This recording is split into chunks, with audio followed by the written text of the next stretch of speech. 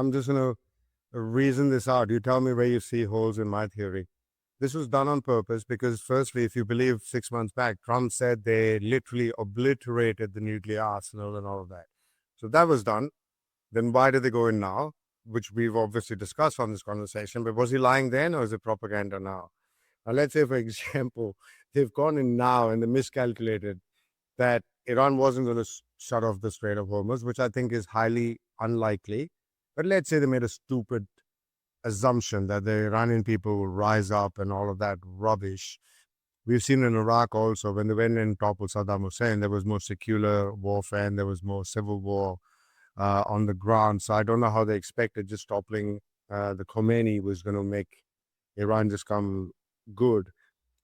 But the bigger effect, I think, is this is bringing back to the question I also asked earlier. I think they know the solution is the CBDC and UBI, and they want the people to beg them for a solution, just like people beg them for a vaccine, just do it quickly.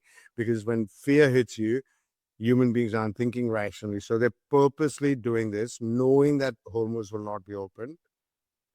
Oil stops, like Australia has only 18 days worth of diesel left. And as I said, every single day this comes down to when diesel and petrol stop in countries like Australia and New Zealand, food is not supplied to supermarkets, which means the economy grinds to a halt, which means businesses suffer.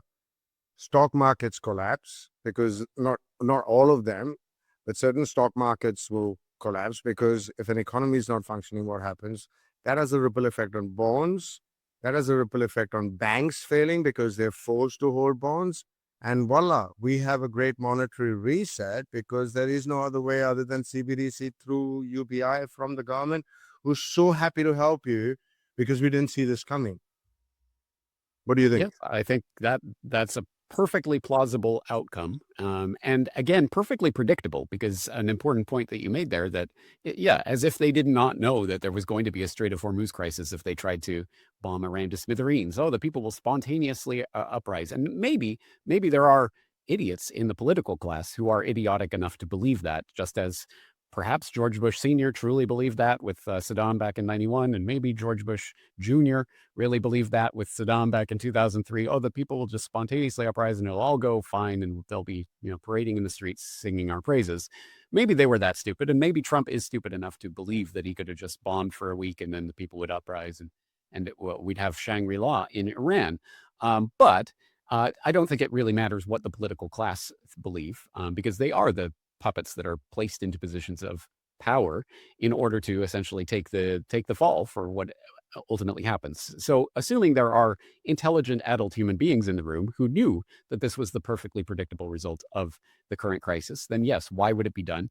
And in order to create the exact type of chaos from which they can rend the order that we know that they are seeking. And that order involves a digital ID tied to some sort of digital currency that will be monitored, and it will be done with carrots and sticks. It will be done nicely. It will be done to protect children and online age verification, etc. And it will also be done to, well, we have to deliver your monthly stipend so that you can continue to live as the AI starts to take your jobs and World War III continues to squeeze your oil. Eventually, as you say, people will be made to beg for the very type of servitude that the would-be masters want them to beg for.